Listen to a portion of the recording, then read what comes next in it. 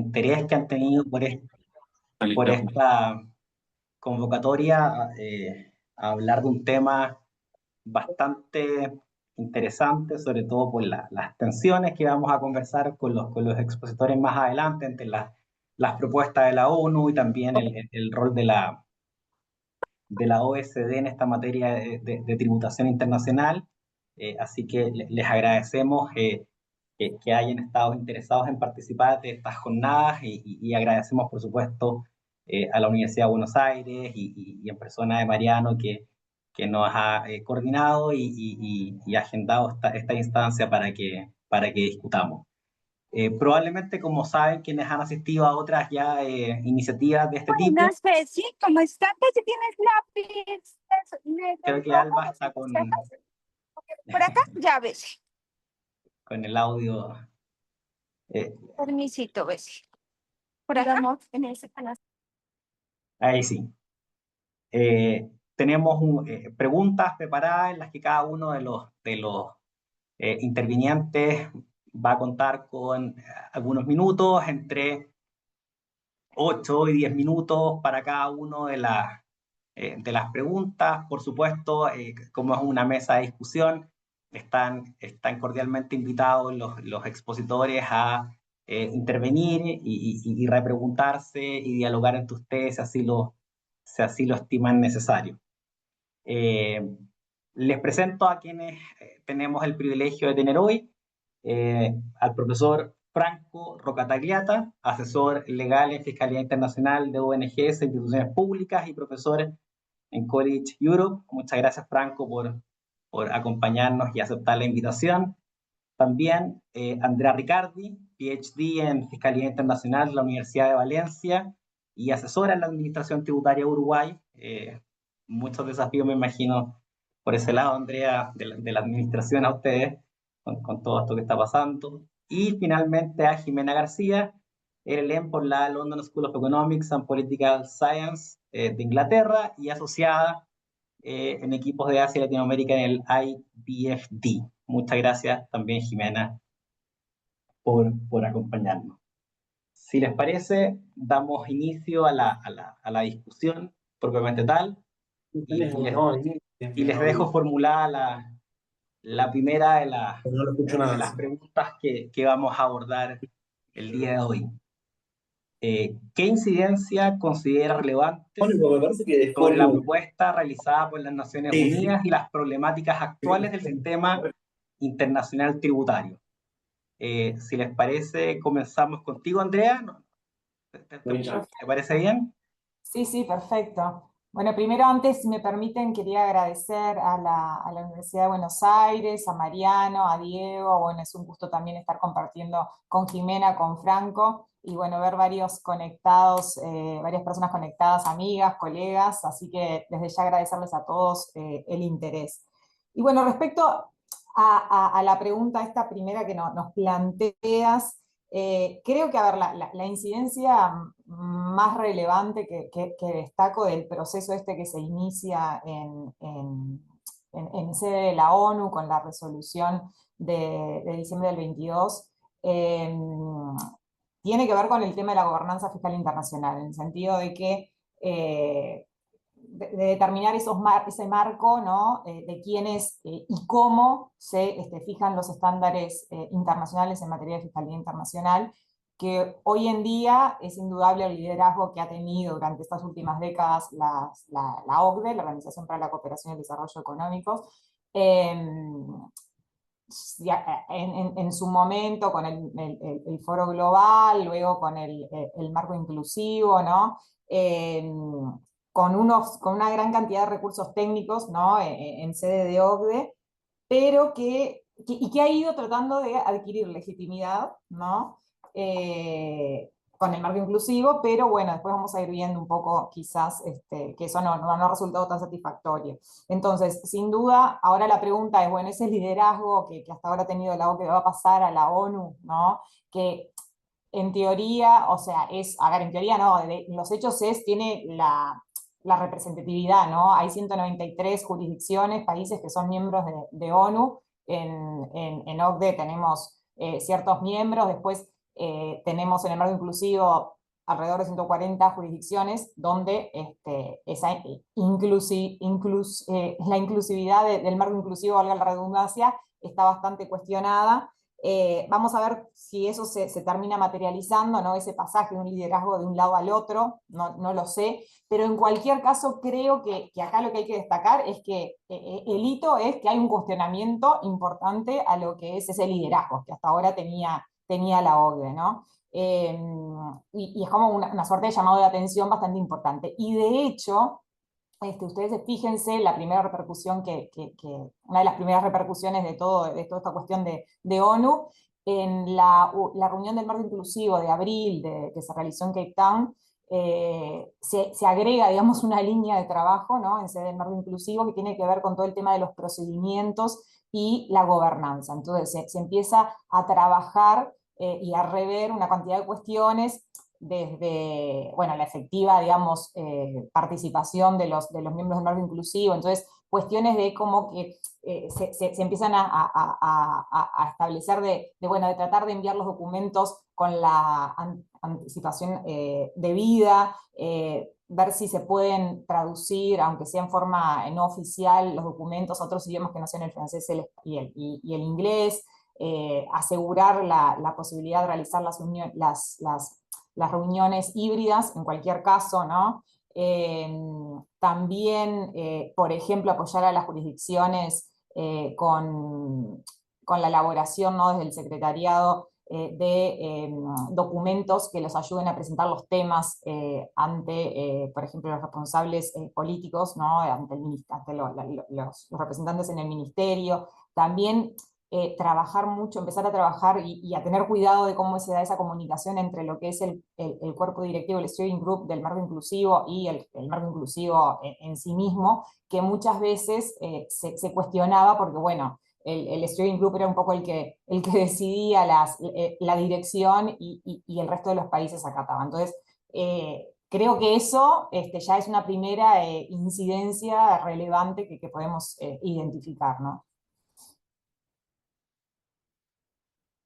Gracias, Andrea. ¿Cómo lo ves de tu lado, Jimena? Y pasamos contigo ahora a Claro, escuchar tu comentario. de nuevo, muchas gracias, Diego, Mariano, a la facultad y al panel que estoy compartiendo. Estoy sin duda muy contenta de estar aquí y, mm, como bien señalaba Andrea, es un tema sumamente relevante que va a tener muchísimas incidencias en cuanto a lo que hace al Foro de Derecho Fiscal Internacional. Cabe recalcar que si bien trabajo en IBFD, soy asociada ahí, pues mi participación trataré de abordarla desde un punto de vista personal y es posible que algunos de mis colegas o algunos de los materiales que publicamos incluso no vayan a tener las mismas posturas que aquí les comparto. Pero cuando estaba leyendo esta pregunta en cuanto a la incidencia y el origen de este proyecto, aunado a lo que muy bien señaló Andrea, me parece que podemos, si hacemos una historia, si intentamos tomar todo el trayecto de cómo fue que llegamos aquí, parte de cierto desencanto, un desencanto hacia el marco inclusivo, un desencanto hacia las normas actuales que tenemos, hacia las reglas que se han construido, ya sea en la OCDE o en otro tipo de foros, y hacia lo que para los países de la OCDE y el marco inclusivo se ha denominado como un multilateralismo. Hay, disculpen, hay ciertos países que no consideran que esto se está cumpliendo. Y en específico podemos ver de las discusiones que se han tenido desde diciembre de 2022, los países del Grupo de África, algunos países de Asia y diversos países de Latinoamérica consideran que sus intereses no han sido correctamente representados y que la forma en la que se han construido los tratados bilaterales, los multilaterales y todos los esfuerzos que vinieron de BEPS, el denominado BEPS 1 y BEPS 2, todavía no están al alcance de sus intereses y no se refleja correctamente cómo es que ellos quisieran o considerarían justo el denominado allocation of taxing rights. Veremos más adelante en la plática y también en los materiales que se ha publicado. Esto puede ser que no sea cierto o no lo sé. Eso lo podrá determinar cada país, pero es innegable que no se han cumplido con los intereses ni con las voces escuchadas de estos países. Además de lo que señaló Andrea, hay un elemento muy importante que se ha discutido también a nivel de la ONU y en las votaciones que hemos tenido en el 2022, en el 2023 y ahorita en las discusiones de febrero y de agosto de 2024, y es el denominado la construcción del capacity building. Es un reclamo o una necesidad de atención por parte de estos países de decirle a la OCDE y al marco inclusivo: oye, nosotros no tenemos las mismas capacidades de construir lo que tú me estás indicando, ni tenemos tampoco las mismas necesidades tributarias que tú me estás exigiendo. Por lo tanto, requerimos de un marco que sea más transparente, que sea más democrático, que sea más incluyente, que pueda también aumentar en no solamente temas tributarios, sino también veremos en temas de sociedad civil, en temas de ecología, en temas de derechos humanos. Eso, de nuevo, no sé si sea deseable o no al alcance de este proyecto, pero si vemos el draft de los términos de referencia, nos damos cuenta que va más allá no solamente de cuál es el estado de fuente, cuál es el estado de residencia. Consideraría que esas son las incidencias más relevantes, pero no quisiera comer el tiempo de Franco o cualquier otro comentario que también pueda tener Andrea. Gracias, Jimena. ¿Cuál piensas tú que esta incidencia, Franco, cómo lo ves desde Europa? Hola. Hola. Eh, Antes de todo, muchas gracias por esa invitación y estar en ese panel tan prestigioso con Andrea y Jimena, que representan el nuevo que adelanta y yo, el viejo que se retira.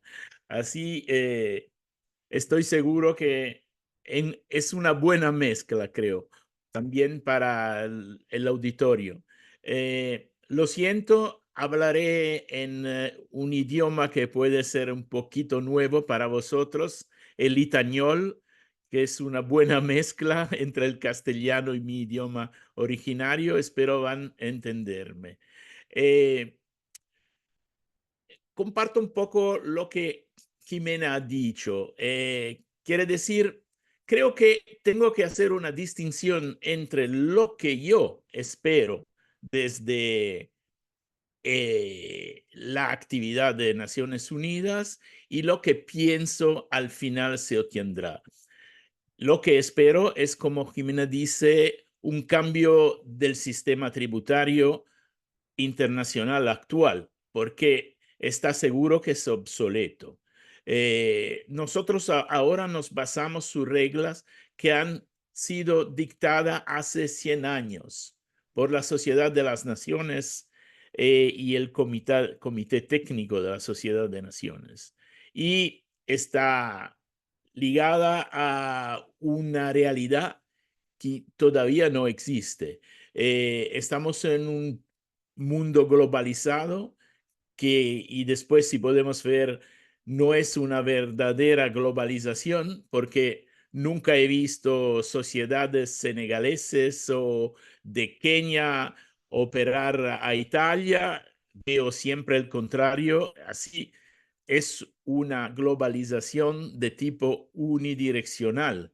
Así hay que, como decir, esa forma de unilateralidad de la globalización necesita respuestas también unilaterales y no siempre multilaterales, porque lo vemos de vez en cuando intentamos aplicar reglas multinacionales.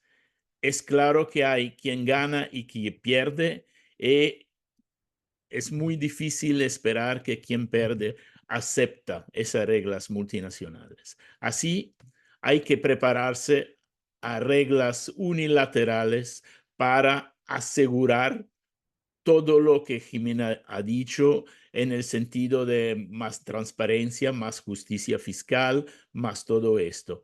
Y el contexto para hacerlo seguro es el Foro de Naciones Unidas, que mejor representa la humanidad. El reporte de la OCDE, que es una institución prestigiosa, donde yo he representado a la Comisión Europea por más que 20 años, así como se dice, hay que respetar el luego que me ha dado, como decir, como, qué comer, pero hay que saber que es el club de los estados ricos y no se puede esperar que con toda generosidad el club de los estados ricos deciden de lo que pueden lanzar es un trozo de pan, nada más. Hay que hacer las reglas donde los estados están mejor organizados y mejor representados. Todo esto es lo que yo espero. Lo que en realidad se va a pasar, en mi opinión, es que lo que podemos desarrollar es mucho más la cooperación, el intercambio de informes, un poquito de capacity building puede ser, pero sobre todo dispute resolution, resolución de conflictos, así, y seguramente a mejorar el intercambio. Pero otra vez, a mejorar el intercambio quiere decir simplemente a mejorar los recursos de los países ricos, porque el intercambio otra vez es unilateral. No podemos imaginar que hay mucho intercambio de informes en favor de países en desarrollo. El intercambio de informes sobre todo beneficia a los países desarrollados. Por el momento me dejo aquí y gracias. Gracias Franco, por tu intervención. La segunda pregunta que les queríamos plantear es a propósito de la tensión, ¿cierto? Que ya ustedes presentaron entre la OCDE por un lado y la ONU por el otro. Y cuando hablamos de tributación internacional, además digamos, no podemos hacerlo sin hablar del rol y la posición de Estados Unidos en la materia. Entonces, considerando la posición de Estados Unidos y en particular con la imposición del impuesto mínimo global, en la forma en que ha sido propuesto por la OECD, ¿cuál creen ustedes que es el rol que en este panorama le cabría ahora a las Naciones Unidas?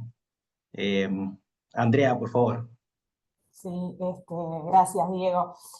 A ver, un poquito para ponernos en contexto lo que comentaba Diego, y Estados Unidos y el impuesto mínimo global. ¿Qué sucede en Estados Unidos allá en enero de 2025 con el cambio digamos, de administración? Emite unas órdenes ejecutivas donde en una de ellas lo que dice es que en definitiva rechaza un poco el pacto global, esta solución de los dos pilares que seguramente ustedes han escuchado en forma reiterada en los últimos años, el pilar 1 y el pilar 2, que es el impuesto mínimo global básicamente, donde Estados Unidos, y acá un poco les voy a leer la orden esta ejecutiva, señala, o sea, el Ejecutivo, digamos, la Casa Blanca. El Acuerdo Fiscal Global de la OCDE, respaldado por la administración anterior, no solo permite la jurisdicción extraterritorial sobre los ingresos estadounidenses, sino que también limita, dice, la capacidad de nuestra nación para establecer políticas fiscales que sirvan a los intereses de las empresas y trabajadores estadounidenses. Que hasta ustedes fíjense que el argumento que se utiliza, ¿no?, es el mismo que el llamado sur global, ¿no?, muchas veces también argumenta para, en cierta forma, este descontexto un poco que Jimena nos comentaba, ¿no? Entonces, ¿qué sucede a raíz de esto? Bueno, se empiezan una serie de amenazas de un lado o del otro, y bueno, y al final el G7, ¿no?, este grupo, ¿no?, grandes potencias, acuerdan, ¿no?, que lo integra Estados Unidos, se acuerda que Estados Unidos, los grupos multinacionales con casa matriz última en Estados Unidos, queden por fuera de todo este mecanismo del impuesto mínimo global y no se les aplique las reglas de captura de impuesto complementario en terceras jurisdicciones, que son la Income Inclusion Rule y la Under Tax Payment Rule. Pero bueno, sin entrar en tecnicismos, lo blinda, digamos, ¿no? Y es un acuerdo que se da en el G7, ¿no? Después eso hay que ver cómo se baja al marco inclusivo, que es en definitiva el que debería decidir si esto debería ser así. No es la primera vez que las decisiones se toman primero en el G7 y después se bajan, ¿no? A los 140 y pico de países que integran el marco inclusivo. Ya con la declaración de octubre del 2021 sucedió lo mismo. Primero se aseguró el acuerdo a nivel del G7 y luego se baja, que casi que en cierta forma se impone, ¿no? Entonces esto es muestra de ese descontento, de esa situación, ¿no? De que la gobernanza tributaria internacional hoy en día, y en definitiva, producto de eso, las reglas sustantivas del sistema tributario internacional, ¿no? Están dadas, están establecidas por unos pocos y controladas por unas pocas potencias, ¿no? Entonces, ¿qué trata de hacer las Naciones Unidas para esta situación? Bueno, ahora lo que se está proyectando es elaborar una convención marco, ¿no?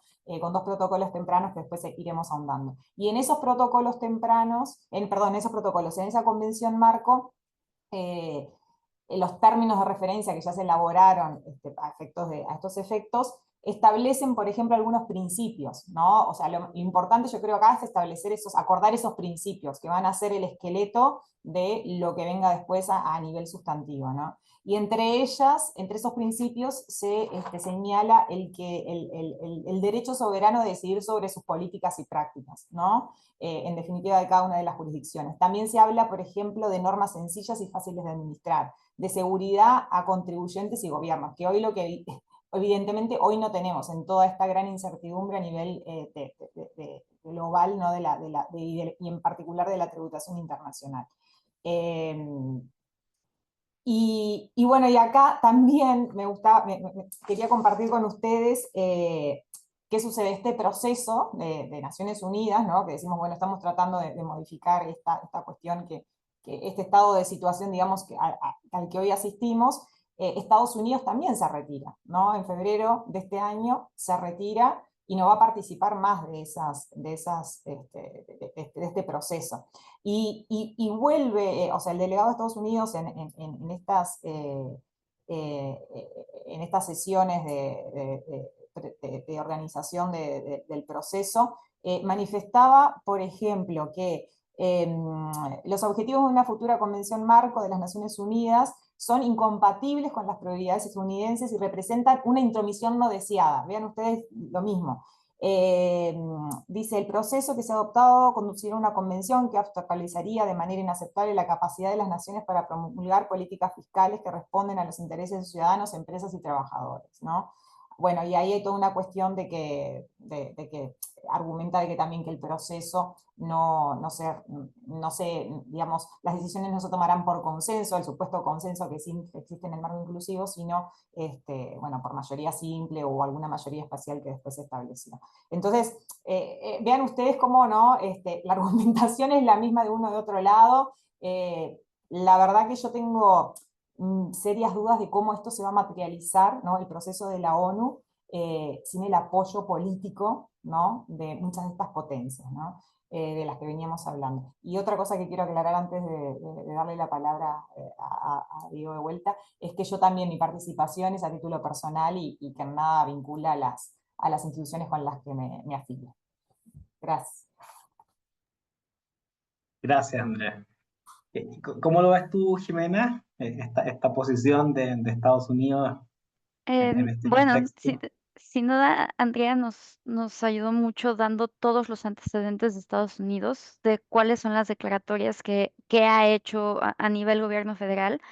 Y quisiera retomar esa presentación que dio en febrero de 2025, donde fue incluso un momento, llamémosle, dramático en la sesión, donde el representante de Estados Unidos ingresó, tenía una carta, dijo, bueno, esto no va acorde con los intereses de mi país, no va acorde con la agenda internacional fiscal que tiene mi país y por lo tanto nos retiramos del proyecto, pero al decir nos retiramos del proyecto es de la sesión misma, o sea, ya no voy a continuar, No tenemos interés en seguir con las sesiones de agosto, no vamos a continuar con las sesiones de noviembre, ni cualquiera de las 3 sesiones que están pactadas para el siguiente año y para las que se tienen todavía programadas hasta el 2027.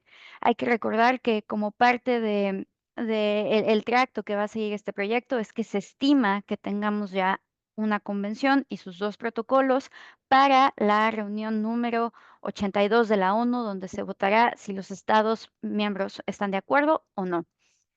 Resulta interesante este evento e incluso esta posición de Estados Unidos, porque si bien esto es a título, de nuevo, personal y no tengo una bola de cristal, me gustaría tenerla, me parece que la posición era que Estados Unidos esperaba que más países del G7 o del G20 tomaran esa misma actitud respecto de, incluso en ese momento de las negociaciones, que fue febrero de este año, y no sucedió. Estados Unidos, para los que estuvieron ahí o vieron las sesiones, Estados Unidos abandonó la sesión de manera sola.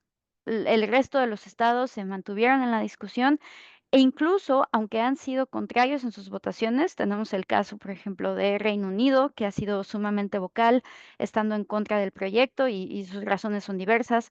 El caso de Japón, donde también tiene esa misma representación, ellos no se han salido del proyecto. Incluso los miembros de la Unión Europea, que en las últimas votaciones de diciembre del año pasado se abstuvieron del voto, no han sido escépticos. Creo que la palabra que estoy buscando para indicar su postura es que hay cierto escepticismo respecto de cómo ellos ven que funcionará el proyecto, pero no hay un rechazo absoluto como ha sido Estados Unidos.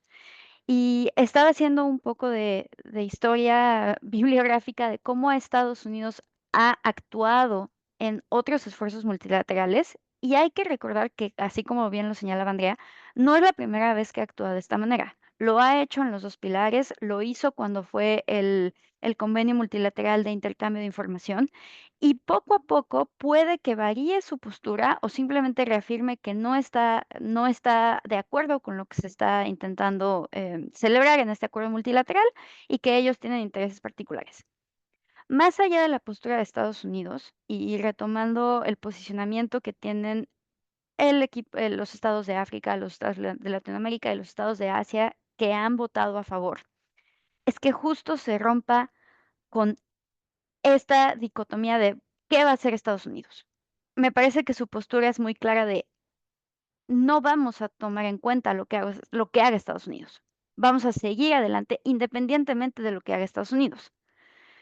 Si eso resulta funcional o lleva a cabo correctamente o exitoso el proyecto, me parece que esa ya es otra pregunta.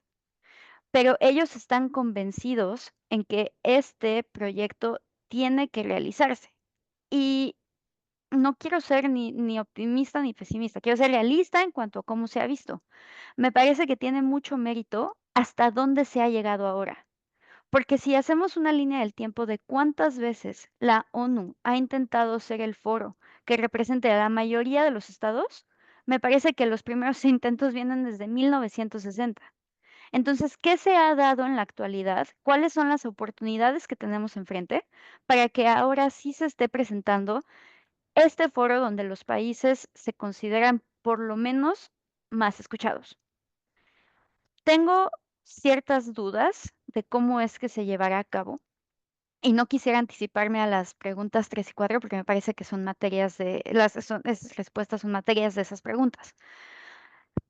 Sin duda, Estados Unidos, al ser un jugador en el mundo tributario y en el mundo económico y en el mundo de los negocios tan importante, no estimo que vaya a ser tan sencillo simplemente ignorar su postura cuando lleguemos al 2027 y sea el momento de votar si seguimos adelante con el convenio y sus protocolos o no. Pero hasta la fecha estamos en esta línea del tiempo del proyecto, estamos a la mitad. Cualquier comentario adicional que pudiera hacer sería meramente especulativo y por lo tanto creo que es ahora momento de que Franco nos comparta qué es lo que él piensa respecto de esta pregunta. Gracias, Jimena. ¿Se puede avanzar, Franco, sin Sí. Estados Unidos? ¿O hay algo que hacer? Hay una expresión en español, en la lengua, en el idioma italiano, decimos adelante con juicio. Creo que es una remembranza de literatura, no sé, pero se dice comúnmente en lengua italiana, adelante con juicio en español. Y creo que es el estilo que sugiero a todos los estados que continúan creer que el impuesto mínimo global y las otras soluciones globales que ya se han tomado en la OCDE son buenas soluciones para empezar a cambiar el mundo global de la fiscalidad. Por dos razones. Una es la razón que ya han nominado los intervenantes anteriores. Históricamente ha pasado muchas veces que Estados Unidos se lanzan en un proyecto. Pienso, por ejemplo, a la acción 15 del BEPS, el gran proyecto de la Convención Multilateral, fueron lo que la lanzaron. Fue preparada por un americano de IRS y después, como en, no sé, los Estados Unidos me parecen un poco como los niños que juegan, ¿no? Es que les gusta ganar. Si no ganan, no juegan. Se interrumpen cada reporte, cada juego y dicen, no, no juego más, nunca más. Porque solo me gusta ganar. Así ha pasado en la acción 15. Por un largo periodo la apoyaron, la lanzaron y después, cuando unos Estados miembros, la mayoría en realidad, alrededor de la mesa de la OCDE, empezaron a decir, pero nosotros tenemos, nos gustan reglas un poco distintas, etcétera. No, se bloquearon porque o se acepta el proyecto 100% preparado por los americanos o no se acepta nada. Esa es la filosofía. Pero después me parece que también sí se preparó un poquito distinto. Desde el punto de vista puramente jurídico, le rechazan, pero desde el lado práctico van a aceptarlos. Así es un poco el compromiso sólido de los americanos y los problemas que ellos tienen con las reglas del derecho internacional. Así, ellos son los expertos del treaty override, en el sentido que creen siempre que la legislación nacional puede de toda forma sobrepasar el derecho internacional, lo que la mayoría de los otros países, a lo menos los democráticos, imaginan que el derecho constitucional, si de manera bilateral se renuncia al nivel internacional a unos aspectos, hay que respetar el acuerdo con el partner internacional y que ese acuerdo internacional, si ha seguido toda la procedura legítima del país, tiene que ser respetado y no se puede con una disposición nacional cambiarlo. No es evidentemente la filosofía y jurídica que los americanos siguen. Aquí así no podemos estar particularmente sorprendidos. Después hay otro aspecto que merece la pena evaluar. Es que verdaderamente estamos frente a un problema imposible. No, no creo, porque si antes de todo la administración Trump solo dura 5 años y después tenemos que ver qué pasa después. Eso, primera cosa de evaluación política. Segunda, evaluación práctica. Lo que ya existe en el derecho fiscal tributario americano, la regla del guilty, y que quiere decir más o menos que las empresas multinacionales americanas ya pagan más o menos el 12%, si es verdad y se la aplican correctamente. Eso puede ser ya una buena base.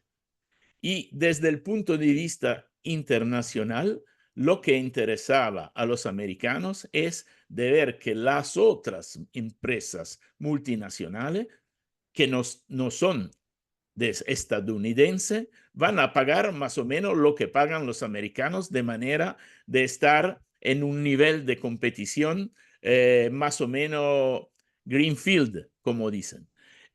Eso es la filosofía. Con el minimum global tax y con el hecho que los otros, los europeos, los australianos, los japoneses, incorporaron esa regla, han obtenido lo que querían. Y ahora no le interesa nada más. IIR o otro. No, eso es un problema que no le gusta ni tampoco de discutir, porque lo que le interesaba es que todas las empresas pagan un mínimo, no porque piensan que la justicia fiscal es un bien supremo, no, simplemente porque así las empresas estadounidenses y las otras están al mismo nivel de competición. Obtenido eso, no se puede imaginar mucho más. Pero otro aspecto, desde el punto de vista de los otros, de los no americanos, yo creo que hay que continuar en esto. Hay que hacer evaluaciones de tipo económico. Pierdo o gano.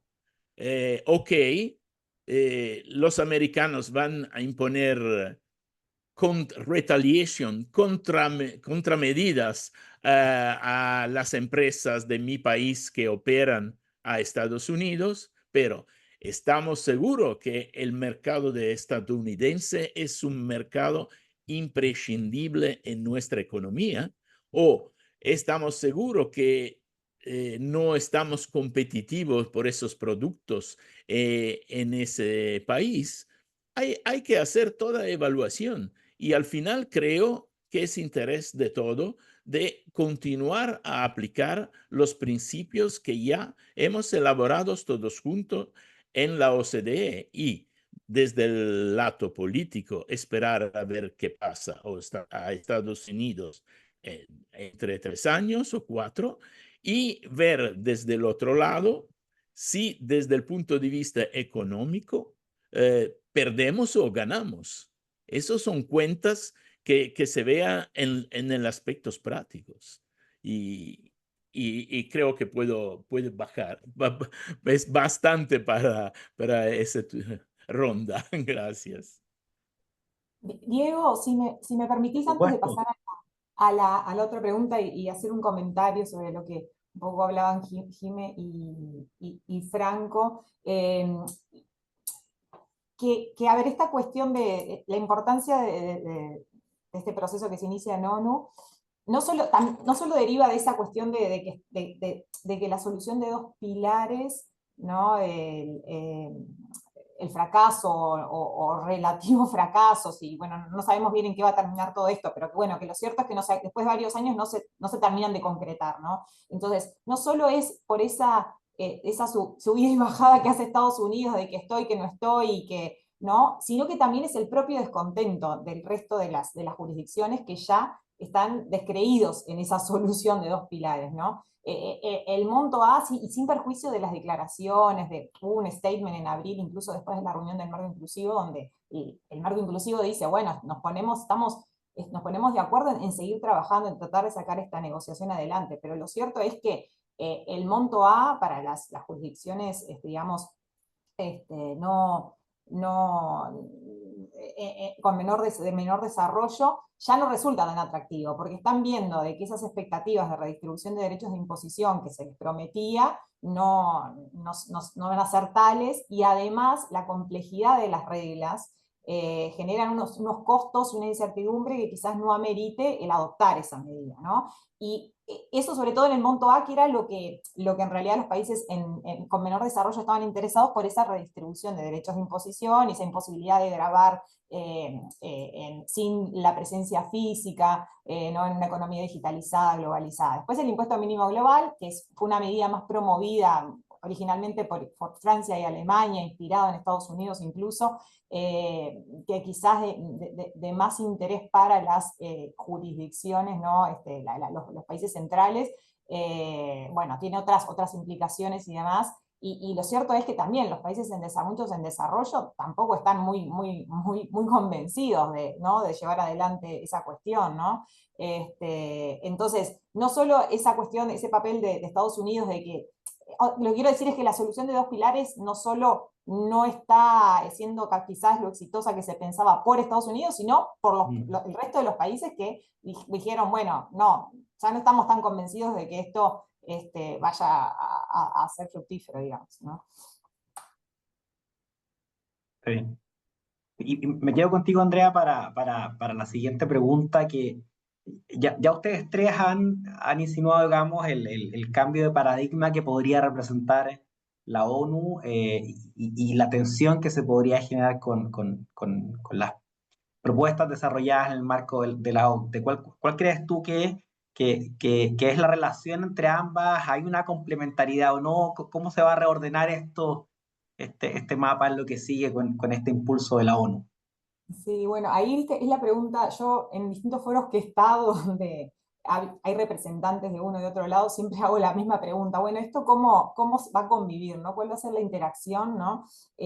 Porque ustedes fíjense, yo estaba mirando los antecedentes, y ya cuando se mandataba, ¿no? a un comité ad hoc, ¿no? Un comité especial para la elaboración de los términos de referencia, esta convención marco que Jime decía, bueno, en 2027 estaríamos terminando con la elaboración de la convención marco. Bueno, en esos, cuando se mandataba elaborar los términos de referencia, la Asamblea General, ¿no? Decía que a ese comité especial mandataba y le decía que tomase en consideración la labor de otros foros pertinentes, ¿no? Dice, las posibles sinergias y las herramientas, las fortalezas, la experiencia, las complementariedades existentes en las múltiples instituciones implicadas en la cooperación en cuestión de tributación a nivel internacional, regional y local, ¿no? Esto ya cuando se mandataba para los términos de referencia. Antes, la Asamblea General también había mandatado al secretario general a elaborar un reporte, ¿no? Donde hiciera una recopilación de todo lo que se venía haciendo, del estado de situación, de si la cooperación fiscal internacional era inclusiva y efectiva, ¿no? Que se llegó a la conclusión de que no, y entonces por eso se dispara este proceso. Pero vean ustedes que en realidad el mandato parece bastante claro, decir, bueno, como una complementariedad, ¿no? Entonces ahí, ¿por qué esto? Porque si bien hay puntos de disenso, digamos, con lo que está sucediendo, como la cuestión de la distribución de la potestad tributaria, ¿no? A nivel internacional, hay también muchos puntos de acuerdo, ¿no? Hay convergencias en distintas cuestiones. Entonces, creo que eso tiene que ser aprovechado y no puede haber duplicidad de esfuerzos, digamos, ¿no? Sobre todo considerando que siempre, bueno, las jurisdicciones, tanto en desarrollo como aquellas más desarrolladas, manifiestan de que hay escasez de recursos. Algún colega siempre habla de que, bueno, no se puede ser, los países no pueden responder ante dos señores, ¿no? Y al final del día, si ustedes miran, son las mismas personas que están asistiendo al marco inclusivo y después se dan vuelta y se ponen el sombrero de Naciones Unidas. Entonces, yo creo en lo personal que no tiene ningún sentido, o sea, la competencia, ¿no? Incluso ustedes tengan en cuenta que la OCDE y las Naciones Unidas tienen muchas iniciativas en conjunto ya. Destaco dos, la plataforma, el Platform for Collaboration on Tax, ¿no? La plataforma de colaboración en materia fiscal, que ahí está integrada además no solo por OCDE, ONU, sino el Fondo Monetario Internacional y el Grupo Blanco Mundial, que en realidad, bueno, lo que pretenden es, colaborar para mejorar lo que es la movilización de recursos domésticos. Hay incluso, fíjense ustedes, esta plataforma incluso recientemente emitió un documento donde se acuerdan y se comparten los que son los principios que deberían seguirse al momento de diseñar incentivos tributarios, ¿no? O sea, que no es menor, una cuestión que no es menor. Después, la otra iniciativa es el de Tax Inspector Without Borders, ¿no? Que tiene que ver todo con el apoyar lo que es las tareas de investigación y de fiscalización en los países en desarrollo, que también es del Programa de Desarrollo de las Naciones Unidas, con la ONU. Entonces yo creo que ahí no tiene ningún sentido, bueno, como enfrentar. Ahora, hay una cuestión también política, ¿no? Detrás, que va más allá de estas cuestiones que yo como técnica veo, que digo, bueno, pero esto no tiene ninguna, ni pies ni cabeza de que no sea complementario, pero bueno. Y incluso ustedes vean una cuestión que el tema de la interacción no solo se da entre OCDE y ONU, sino que incluso hay algunas cuestiones que todavía no están bien dilucidadas, que es cuál va a ser el papel del Comité de Expertos de las Naciones Unidas en todo este proceso, ¿no? Porque ustedes tengan en cuenta que hoy en las Naciones Unidas ha tenido también un rol relevante en lo que es el establecimiento de estándares a nivel de la tributación internacional, con este comité de expertos, que no es un órgano intergubernamental, que sí hubo intentos de que esto se convirtiese en un órgano intergubernamental, pero no fue exitoso eso. Y que viene desarrollando un montón de cuestiones, incluso a nivel sustantivo, bueno, además del modelo de convenio ONU, ¿no? De cuestiones, por ejemplo, con esta temática de lo que es la redistribución de potestad tributaria. Entonces, creo que ahí, consultado alguna figura relevante en este proceso, lo que en un momento se me manifestó fue de que, en su opinión, lo que faltaba era un poco que el proceso de la ONU avanzase un poco más, ¿no? Que se consolidase un poco más como para ver cómo interactuarían estas OCDE y ONU. Pero lo cierto es que como ninguno quiere hablar del otro, eso es lo que yo veo, y bueno, y también que la audiencia sepa que, por ejemplo, las discusiones de las Naciones Unidas, este proceso que estamos hablando, si bien hay reuniones que son puertas cerradas, digamos, o sea, hay un montón de las sesiones, o sea, se transmiten, y ustedes las pueden ver en vivo, incluso en diferido, en la página de la ONU tienen acceso. Y un poco se van a dar cuenta que poco se habla, ¿no? Algunas cuestiones sí, sobre todo los países europeos, algunas cuestiones mencionan, pero si no, es como que hay como de un lado y del otro, ¿no? Y en OCDE tampoco se habla de ese proceso, ¿no? En ONU. Gracias, Andrea. ¿Qué piensas tú, Jimena? ¿Colaboración? ¿Competencia? Es ¿Cómo, la cómo lo pregunta ves? del millón y es una respuesta complicada, pero quisiera, para poderla construir, quisiera compartir todo el análisis que hice previo a esta conferencia y que a lo mejor nos ayuda un poco. No hay voy a empezar por el final. No hay respuesta clara, pero a lo mejor estos antecedentes nos ayudan a poner un poco, a complementar todo lo que Andrea ya muy bien señaló. Por un lado, y tomemos nada más 2 minutos para pensar en esto. ¿Cómo era el escenario fiscal internacional en 1950, en 1960, cuando estaba la Liga de las Naciones? Ahora comparemos esa muy incipiente arena internacional donde estamos empezando a tener tratados bilaterales que se celebraban con aquellos países que eran los que mayor actividad comercial entre ellos tenían para evitar la doble tributación, y llevémoslo a lo que tenemos hoy. Y el nivel de complejidad y de instrumentos multilaterales y de iniciativas y de proyectos que están coexistiendo uno con otro.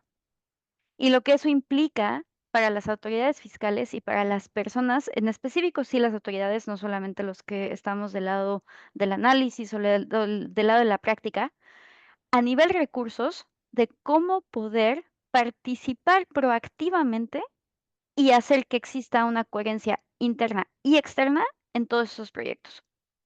La respuesta es que hasta ahora no la hay y no existe. Pero la OCDE, como un organismo que hasta la fecha ha tomado em, el protagonismo o las indicaciones mayores por las que siguen los países todas estas acciones, no es cosa menor y tampoco hay que demeritar sus esfuerzos. Ellos han puesto las planillas que muchos países copian y que eso les ayuda de la misma forma a que no tengan que destinar una cantidad importante de recursos y de personal y de conocimiento para poder estar en esas iniciativas.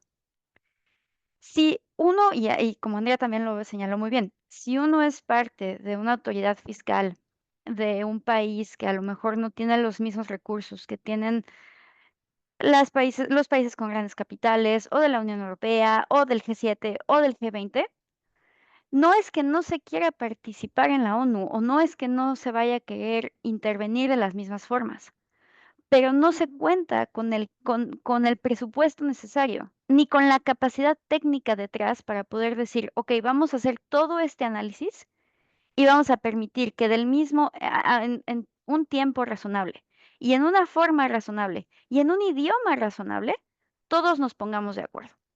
Y creo que este mismo ejemplo se da a nivel de la ONU cuando nos damos cuenta que si bien están impulsando la Convención Marco, si tomamos, por ejemplo, lo que está haciendo el comité, hay un comité de la ONU que se dedica al análisis y a la modificación y actualización específicamente del modelo de convenio de la ONU, el cual se ha adicionado, tuvo un cambio importante a inicios de este año, me parece que fue marzo 2025, en el cual está ahora un nuevo artículo, que es el artículo 12AAA.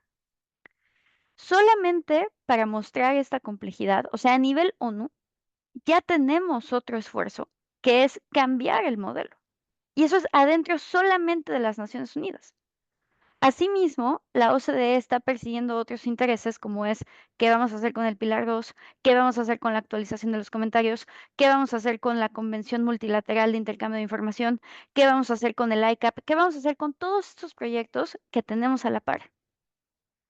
No existe hoy ni el país más eficiente a nivel tributario que le pueda dar seguimiento con la misma intensidad, con el mismo conocimiento técnico, con las mismas capacidades a todos los proyectos. Esto me lleva a pensar que si bien sí, yo soy creyente que este proyecto va a seguir y vamos a llegar a 2027 y se va a votar y se va a aprobar. ¿Por qué? Porque se va a votar por mayoría. No me parece que va a haber consenso, no puedo asumir qué países van a ser aquellos que voten a favor o en contra. Tengo unas ideas que van ligadas con cómo han sido las votaciones en los años anteriores y me parece que eso no va a cambiar. Pero si de mayoritariamente se acepta esta convención, ahora vamos a encontrar un nuevo, y eso será parte de la pregunta 4, pero vamos a encontrar ahora unos nuevos obstáculos. Y es, ¿qué vamos a hacer con los protocolos? Y estos obstáculos y estas preguntas de cómo se resuelve ya se han visto en las sesiones que hubo en agosto y en febrero, donde incluso secretarios de la ONU señalaban que les parecía muy relevante que a lo largo de estas sesiones se fueran dando respuesta a estas preguntas que son sumamente técnicas. ¿Cómo vamos a hacer si van a ser o no opcionales los protocolos? ¿Qué tanto alcance van a tener con la convención? ¿La convención va a definir o no todos los términos? ¿Va a definir o no, va a asignar o no estos derechos tributarios que están pidiendo las naciones para que sean más justos? Pero si es así y la convención marco es obligatoria, yo como país no interesado en los protocolos, ¿puedo decir no los firmo? Pero sí firmo los otros protocolos que tengamos después, porque recordemos que estos dos protocolos que tenemos hasta ahora son solamente los denominados protocolos tempranos o early protocols, pero se estima que va a haber más. Y el contenido de esos protocolos refiere a que van a ser relacionados con recursos ilícitos, bueno, financiamiento vía recursos ilícitos, cambio climático, temas de género y temas de derechos humanos. Solamente del nombre que se le ha dado a estos potenciales protocolos, podemos darnos cuenta que excede a la materia tributaria. O sea, vamos a estar ante un escenario en el que necesitamos abogados o juristas o economistas que no solamente tengan de antecedente todo el tema fiscal, sino muchas otras materias. Este escenario me lleva a pensar, y a lo mejor es un poco cómico, pero en esta escena de Hércules cuando empieza a pelear con el monstruo de las 1000 cabezas. Estamos frente a un efecto Hidra. Cortamos una cabeza y salen 10 cabezas más. Cortamos esas 10 cabezas y salen 100 cabezas más. ¿Cómo vamos a poder cumplir con esta capacidad técnica y de gobernanza para darle coherencia interna y externa a la convención y a sus protocolos? No estoy segura de la respuesta. Me encantaría si tenemos en la audiencia, sé que no hay ahorita intercambio con ellos, pero si hay alguien que tenga interés en hacer un doctorado, me parece que esta es una materia que sin duda les podría dar lo suficiente para los 3, 4 años de estudio, porque no hay una respuesta obvia. Y sí me parece que aquellas preocupaciones, sobre todo que han dicho los países del G20, sé que ellos tienen su propia agenda y puedo entender el por qué la tienen, porque ellos están defendiendo principalmente los intereses de la OCDE, pero su preocupación de que se puede llegar a una fragmentación de coherencia me parece que es una preocupación válida. Pero seguramente Franco tiene otros comentarios adicionales a esta pregunta. Adelante, Franco. Sí, bueno, eh, comparto todas las dudas de Andrea y Jimena y puedo simplemente hablar un poquito de mi experiencia, porque yo ya viví esas historias de conflictos, cooperación, competencia entre las dos instituciones hace 40 años, así puedo decirlo. Un poquito, es un poco como los dibujos animados de Tom y Jerry. La naturaleza de las dos instituciones es distinta. Ratón y gatos no tienen la misma naturaleza, pero si llega el perro, así pueden ser también amigos. Eso es un poco lo que pasa ahora. No digo quién es el perro, pero es fácil entenderlo. Eh, quiero decir, hablo un poquito de lo que pasó hace 40 años, más o menos. En los años 80, cuando Naciones Unidas empezaron a presentarse como un sujeto importante en el escenario de la fiscalidad internacional. La primera reacción de la OCDE ha sido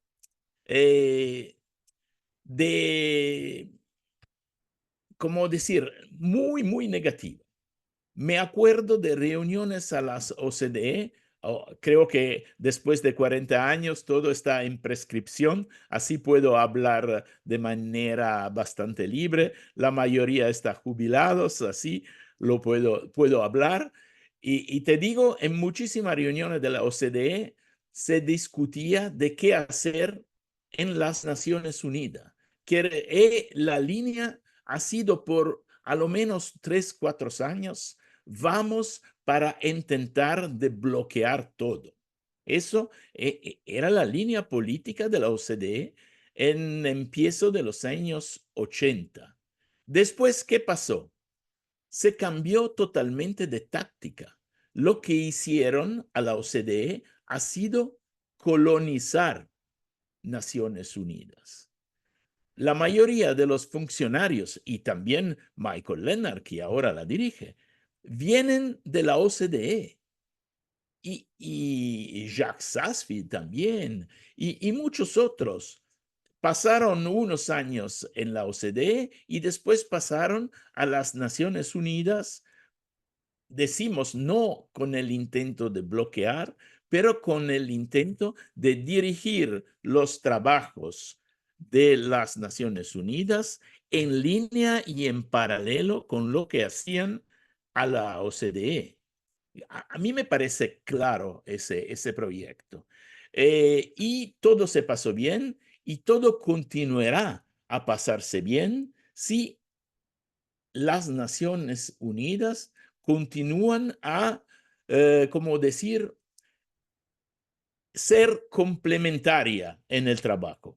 Si van a proponer el artículo 12A o el artículo 5A, bueno, sí, sobre todo si la utilizamos como decir, artículos alternativos, muy bien, vamos a ponerlo también en el comentario de OCDE, no es un problema, siempre que es una fórmula alternativa y reservada a los países en desarrollo.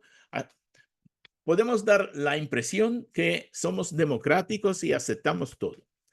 Pero si Naciones Unidas, como yo creo, por la naturaleza de gato y ratón, van a seguir otra línea, es decir, no, nosotros nos lanzamos en un cambio del sistema tributario, en un cambio de su gobernanza, en un cambio en la cooperación. Eso creo que vamos a ver distinta naturaleza también de la OCDE en reporte a los trabajos de las Naciones Unidas.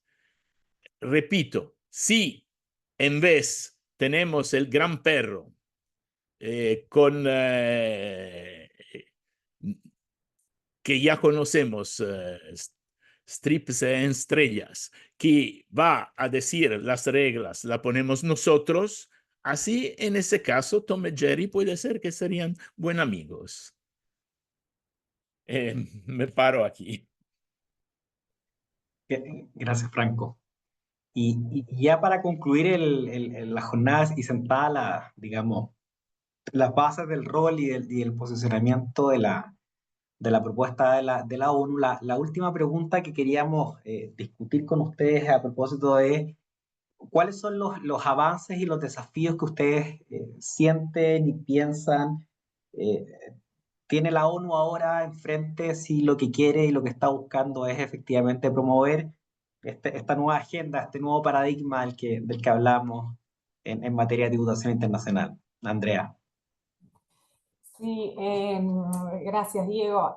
Me estaba pensando en lo que nos contaba Franco y claro, el modelo de las Naciones Unidas, porque, a ver, lo que incluso se ha dicho siempre es que en realidad como fue bastante las expectativas, o sea, no se cumplió con las expectativas, ¿no? Porque este modelo es modelo de convenio para países entre países en desarrollo y desarrollados, ¿no? Que ahora eso se eliminó, es uno de los cambios que Jimena comentaba que se concretaron ahora en este año, en febrero, si no me equivoco. Entonces se va a eliminar ese texto de entre países desarrollados y en desarrollo. Pero bueno, ese modelo de convenio en realidad básicamente era como una réplica del modelo de la OCDE, ¿no? Porque en realidad estructurado en torno al principio de residencia, ¿no? O sea, con algunos sí, algunas concesiones más a las jurisdicciones fuente, pero claro, después con el tiempo y en los últimos años fue como más disruptivo, ¿no? Porque se fueron introduciendo estos artículos que Jimena incluso mencionaba, el 12AAA, pero antes el 12A, el 12B, ¿no? O sea, como que se han hecho algunas introducciones a ese modelo de convenio más disruptivas, quizás como una suerte de rebelándose, ¿no? contra el modelo de convenio OCDE, aunque ustedes siempre tengan en cuenta que en el modelo ONU, a ver, claro, las decisiones se toman, o sea, en el comité de expertos por mayoría, ¿no? Simple, y entonces, pero sí se expresan en los comentarios cuál es la posición de la minoría, que la minoría puede ser una minoría menor, a la redundancia, o una minoría sustancial, y de hecho creo que en el 12B, si no me equivoco, había unos cuantos países que no estaban de acuerdo, por ejemplo, con introducir ese artículo. Pero, a ver, esto lo hilo ahora con tu pregunta, porque uno de los desafíos que yo veo, a ver, una cuestión que creo que que es muy positiva es el elaborar una convención marco, porque una convención marco en definitiva lo que viene a hacer es lo que dice su título, digamos, un marco, un esqueleto, ¿no? Para después bajar las medidas, ¿no? Tributarias a nivel sustantivo, ¿no? Entonces ahí en esa convención marco, y siguiendo un poco los términos de referencia, se establecerían unos principios, unos objetivos, unos compromisos entre los suscriptores a esa convención marco. Creo que eso es muy interesante, y creo que es lo fundamental para, si vamos a hacer cualquier solución global, requiere sentar unas bases para, en base a eso, ¿no? Valga la redundancia de vuelta, desarrollar el resto, ¿no? Ahora, el tema de los protocolos tempranos sustantivos, ¿no? Que ahora, bueno, que se están negociando o elaborando en simultáneo con la Convención Marco, ¿no?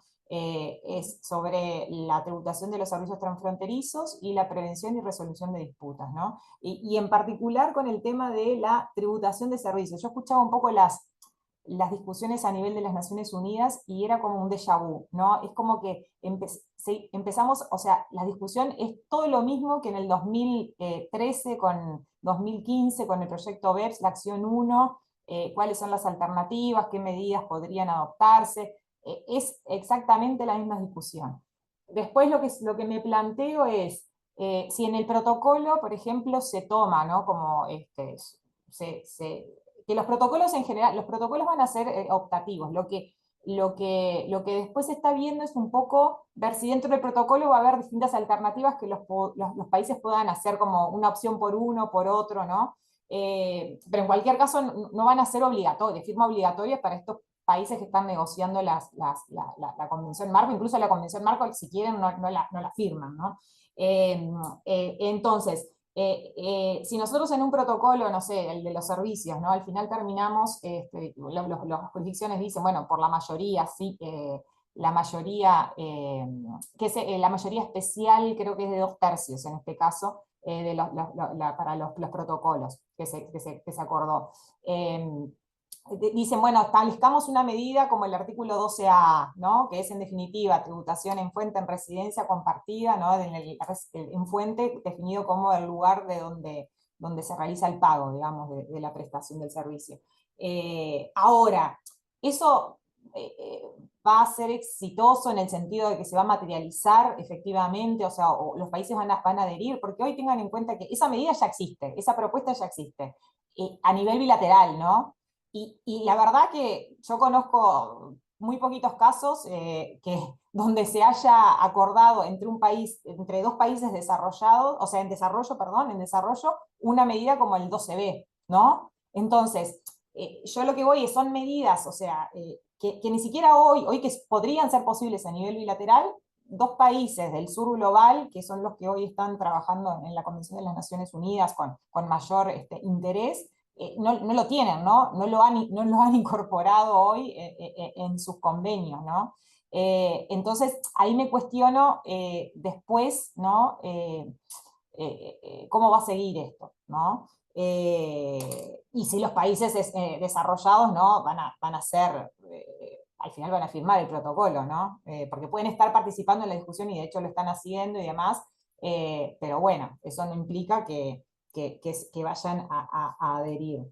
Pero bueno, como les decía, creo que es un momento bueno para establecer esos principios generales en los que sí haya consenso, y también quizás institucionalizar, ¿no? Darle como un estatus mayor a determinadas instancias que sí han resultado, si se quiere, pacíficas, ¿no? Por ejemplo, el Foro Global, ¿no? El Foro Global, si bien hay cuestiones que algunos que presentan alguna cuestión en los países en desarrollo, alguna preocupación, por ejemplo, el acceso a la información, cuando se intercambia en forma automática por el tema de si se asegura la confidencialidad o no y demás, que hay determinadas cuestiones. En general es una cuestión que creo que todas las jurisdicciones van alineadas, ¿no? Y van para el mismo lado. Entonces, quizás esas soluciones que hoy están funcionando se puedan, sí, institucionalizar a través de esta Convención Marco, Incluso, por ejemplo, que Jimé comentaba, uno de los temas prioritarios de la Convención Marco,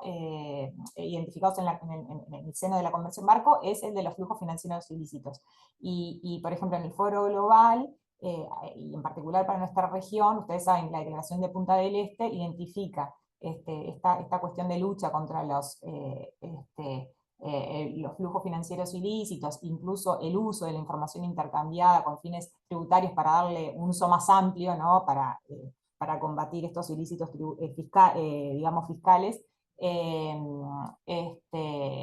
que puede ser una buena, o sea, incluso hay un acuerdo de autoridades competentes, desarrollado ya y demás, pero bueno, se le puede dar quizás un rango mayor y universalizar esa iniciativa, ¿no? Entonces un poco ahí yo veo algunas cuestiones positivas, otras quizás lo veo un poco más difícil de cómo se pueda concretar, y como decía Jimé y Franco, bueno, no tenemos la bola de cristal, esto es todos los días, bueno, lo dinámico que ha sido todos estos procesos es increíble, entonces bueno, quién sabe en qué termina, ¿no? Gracias, Andrea.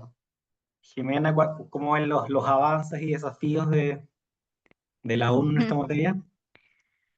Bueno, complementando todo lo que hemos señalado en el panel, me parece que el primer avance, y va más allá meramente de la parte técnica fiscal o la parte técnica en cuanto a las reglas que se escriban, es que es un buen momento para cuestionar, y lo han señalado varios de los delegados y participantes en las discusiones, hay que cuestionarse el status quo respecto de la construcción de las normas fiscales internacionales, porque se ha vuelto una materia con tal grado de sofisticación o de complejidad que me parece que sí, no nos atrevemos a veces a cuestionarnos, bueno, pero ¿por qué estamos simplemente siguiendo esta norma? ¿Por qué estamos solamente adoptando estas reglas? Y voy a citar en una de las conferencias de este tema, alguien señaló que el mundo actual se mueve en todos los sentidos, no nada más el tributario, por el FOMO, el Fear of Missing Out. Y parece ser que muchas de esas reglas simplemente se aceptan porque no me quiero perder la fiesta. No quiero ser el que no adoptó este protocolo. No quiero ser el que no estuvo en esta convención. A pesar de que a lo mejor no sea parte de mis intereses o de mis necesidades o de lo que los países del denominado sur global es lo que se necesita. Entonces es un buen momento la forma en la que se está moviendo la información, en la cual podemos cambiar, incluso hasta a nivel tecnológico, todo lo que está sucediendo con la inteligencia artificial. Es un muy buen momento para decirse, esas reglas que se empezaron a dictar en 1938, ¿son valiosas o son adecuadas o son correctas para el mundo que tenemos en 2025? Esa me parece que es una de las mejores ventajas que tiene este ejercicio. Y la segunda es que, bueno, se lleve en concluirse con una convención marco que considero sin duda se va a celebrar, porque será por mayoría. Nuevamente, no sé quiénes voten en esa mayoría, pero me parece que será muy similar a las votaciones que ya hemos visto. En cuanto a las desventajas, y de verdad que no es por querer quitar a los países del G20 que participaron, pero sí hay un grado de sus preocupaciones que comparto. Em, esta forma, me parece muy valioso lo que señalaba Franco, de bueno, es que estos interrogantes ya se dieron hace 40 años. Lo que pasa es que se están dando nuevamente en un nuevo ejercicio. Pero ¿cómo vamos a lograr llamémosle, paraguas o marco que pueda ayudar a que sea coherente o a que haya ciertos puentes de comunicación entre lo que ya existe y lo que vamos a tener después? En específico, en el caso de los protocolos. Los dos protocolos, tanto el de servicios transfronterizos como el de prevención y resolución de controversias, asumo que van a existir bastantes interrogantes de cómo es que se aplican, porque son preguntas que ya hemos visto, o sea, la acción 1 de BEPS y su resultado, que después fue el denominado BEPS 2 con los pilares, y todo lo que se ha producido en la materia de impuestos digitales es sumamente controvertido. No hay una sola respuesta, no hay una respuesta obvia, no hay una sola adopción, y me parece que va a ser la materia donde sí va a estar sumamente influenciada por lo que Estados Unidos u otros países del G7, G20 decidan. Por lo tanto, si el protocolo en esta materia queda corto, podemos estar en un escenario en el que le suceda lo mismo que está pasando con los pilares. Y en el tema de prevención y resolución de controversias, también tenemos preguntas técnicas e importantes a resolver. Muchos de los países que están a favor de la convención no están a favor y no implementan los ejercicios de resolución de controversias que se implementan en países como Estados Unidos o en países de Europa o en países de Asia. El ejemplo más claro y que seguramente se les viene a la cabeza es el de el arbitraje. Por razones de soberanía, por razones que están en contra de su constitución. Si no tenemos normas más específicas o que sean más claras o donde haya mayor coherencia o mayor, no consenso en el sentido que la OCDE lo quiere hacer sonar, consenso en cuanto a la interpretación y el entendimiento de estas reglas, me parece que el protocolo 2 de resolución y prevención de controversias también se va a quedar corto. Pero es justo el propósito de todo este proyecto. No estemos viviendo en 2025 con normas que básicamente ya son obsoletas, ya cumplieron su propósito y ya no están aptas para lo que estamos viviendo en la actualidad. Para el 2027, al ritmo en el que están dándose los cambios de fiscal internacional, falta mucho tiempo. Porque además va a ser hacia finales de 2027. Entonces, estos casi 2 años que tenemos van a ser todo una guía de cómo es que pues se genere este proyecto y qué es lo que vamos a ver, y sin duda nada está escrito. Entonces deseo que pueda existir otro de estos webinars en 2027 en el que veamos si Andrea, Franco y Jimena le atinaron a sus pronósticos o fue completamente distinto de cómo concluyó. Gracias, Jimena. Cerramos contigo, Franco, la última pregunta. Sí, gracias, sí. No, no, no sé si tenemos la esfera de cristal nosotros tres, pero te digo, de ahora en las Naciones Unidas tenemos tres frentes abiertos. Desde un lado, el convenio marco, el comitado de expertos fiscales en convenios, y el tercer frente es el High Level Panel en flujos ilícitos.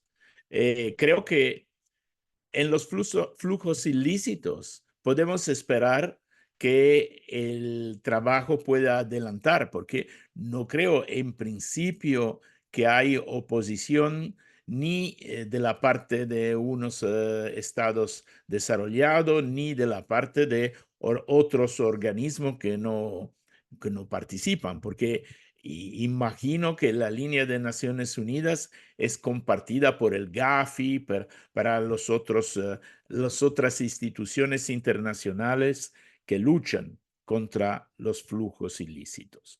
Desde ese punto de vista, estoy bastante optimista. Sobre los otros dos frentes, comité técnico, comitado de los expertos en convenios de las Naciones Unidas.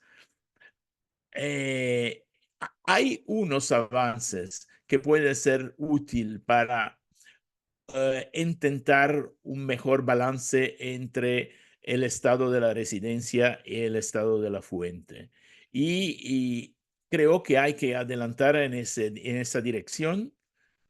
Mi sueño es también de ver una reforma del concepto de establecimiento permanente, que va a ser un poquito más, entre comillas, virtual, porque creo que puede ser una puerta de balance entre países desarrollados y en desarrollo, bypassando los principios del Pilar 1, que sinceramente son incomprensibles para todos. Creo que simplemente una pequeña reforma del concepto de establecimiento permanente puede ser mucho más útil y mucho más fácil que entender que el desastre lanzado en la OCDE con el Pilar 1. Tercer frente, el convenio, la convención marco. No sé, es como dire, punto dolens. Sinceramente, no sé qué va a ponerse en el protocolo, si van a resolver problemas como que Andrea y Jimena citaron, como resolver conflictos, etcétera. Son todas cosas muy interesantes, pero no sé cuántos útiles a los países en desarrollo. Una idea que me gustaría yo ver en el protocolo es que está en la lista de las cosas que se pueden hacer, es un impuesto mínimo sobre los ultra ricos. Eso sí, me gustaría mucho, porque, como decir, es como el papel de tornasol, no sé cómo decir. Eh, si se intenta lanzar, seguir, por ejemplo, la teoría, la proposición de Gabriel Zucman, el economista francés que al final contribuyó a la caída del gobierno en Francia. Creo que sería interesante ver las reacciones, porque un impuesto mínimo, minimísimo, sobre los ultras ricos, creo que encuentra también el favor de los 90% de la población americana, pero puede ser que el jefe de los jefes, a él le gusta mucho menos y a sus amigos también. Así puede ser un buen papel de tornasol para ver la reacción general. Yo me gustaría mucho ver en el protocolo una palabra sobre ese tema, que está ya indicado como una de las posibles. Y me paro aquí. Gracias. Muchísimas gracias, Franco. Muchísimas gracias, Andrea, Jimena, por su tiempo, por sus valiosos comentarios. Mucho por discutir, muchos años para hacerlo, así que seguro que habrá otra instancia. Y agradecemos a todos los asistentes que nos acompañaron hoy por su interés en esta materia y nos vemos pronto en otra de estas instancias. Un fuerte abrazo a todos y muchas gracias. Muchas gracias, Gracias a Diego. ti. Hago Muchas una gracias. última acotación. En el chat dejé la página a pedido de algunos asistentes, de la página donde encuentran toda la información sobre este proceso de Naciones Unidas que estamos hablando. Ahí están todas las grabaciones de las sesiones, los documentos que respaldan cada una de las sesiones que tuvieron lugar y demás. ¿Ah? Y muchas gracias. Gracias, Andrea. Esté muy bien. Adiós. Chao, Muchas chao. gracias. Hasta luego.